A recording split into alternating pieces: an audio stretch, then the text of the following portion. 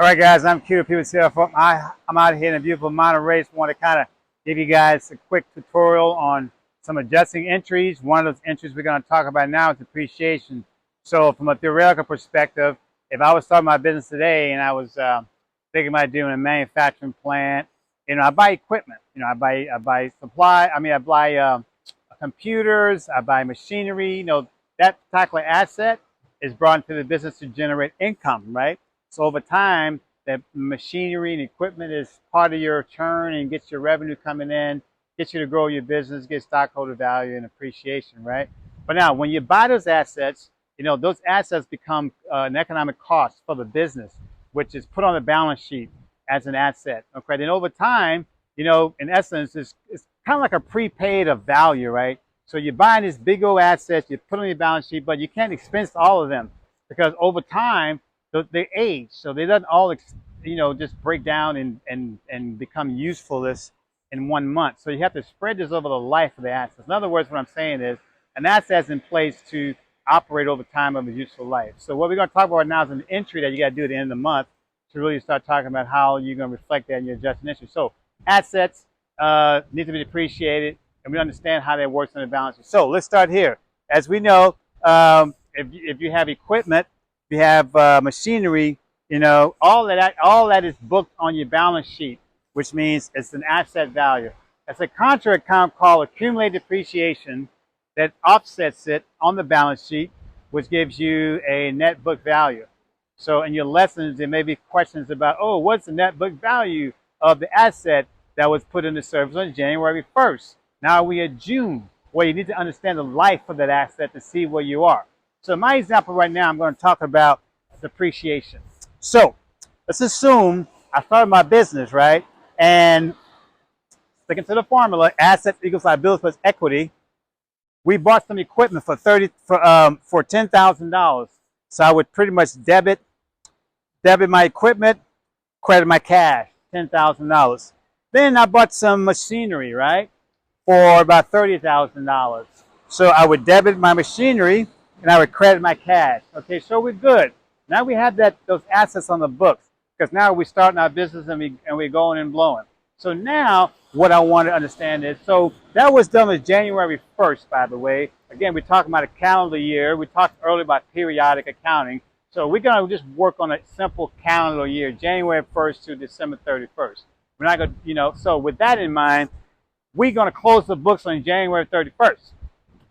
We've done all our entries. Now we've done our pre-adjusting entry trial balance.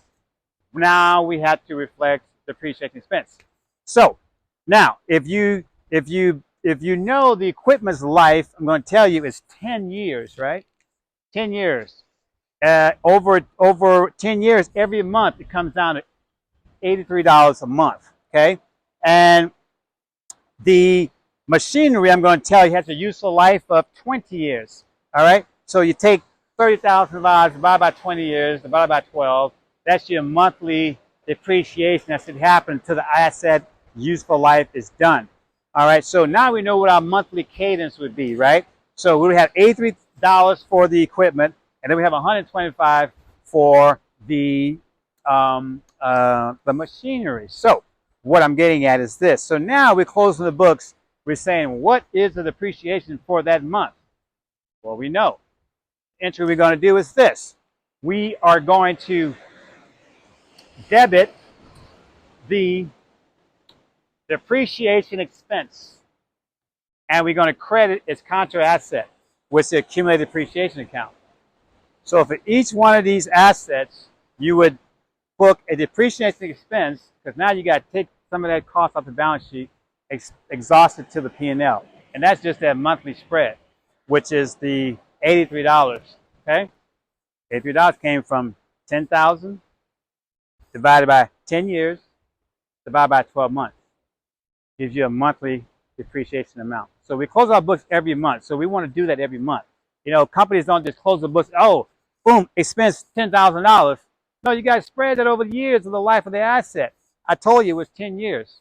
So, again, depreciation expense for equipment at 83, accumulated depreciation for equipment 83. So you would book these entries here, okay? And then that would be booked into their particular journals, GL accounts, into the actual ledgers of these accounts. Machinery, I said it was 20 years. What entry we would do there? We would do again, $125 a month, all right, for every month we close the books, right now at least. So I would do a debit, again, depreciation expense for $125, and I would do a credit to accumulated depreciation. So what I've done here, just have the T account that kind of shows you what's going on, right? So over here, what we have is, I'm going to create the expense account. If I had an expense account over here, consider this expense account over here on the expense side of the equation, right? So I would debit my expense for 83, and I would credit my accumulated depreciation, 83.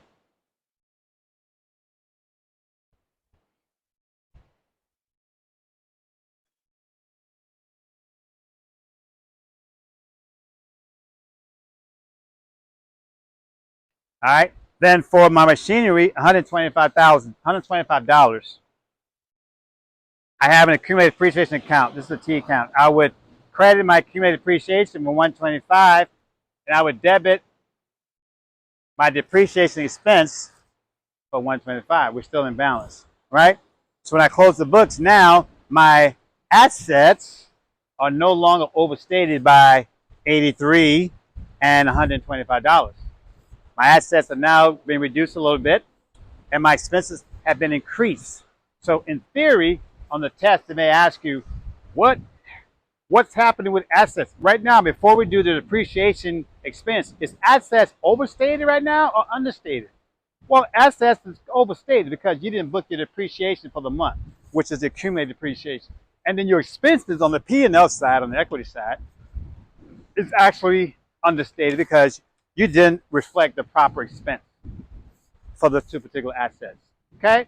So in summary, what I'm saying is, at the end of the day, you have to reflect the useful life exhaustion of the particular asset you're using every month, showing the depreciation inside the accumulated depreciation account. When you book this to this account, on the balance sheet, you're going to see asset column, you're going to see assets for equipment, a positive number, you're going to see a negative number for accumulated depreciation. You're going to see machinery, positive number, $30,000. You're going to see a credit, accumulated depreciation. Together, you add them together, that's your net book value. They're going to ask you, what's your net book value at the end of January 31st, 2023? Well, you make sure you book depreciation so you can get the rolling number to tell you what your net asset value would be, which is the asset minus the accumulated depreciation to date as of January 31st.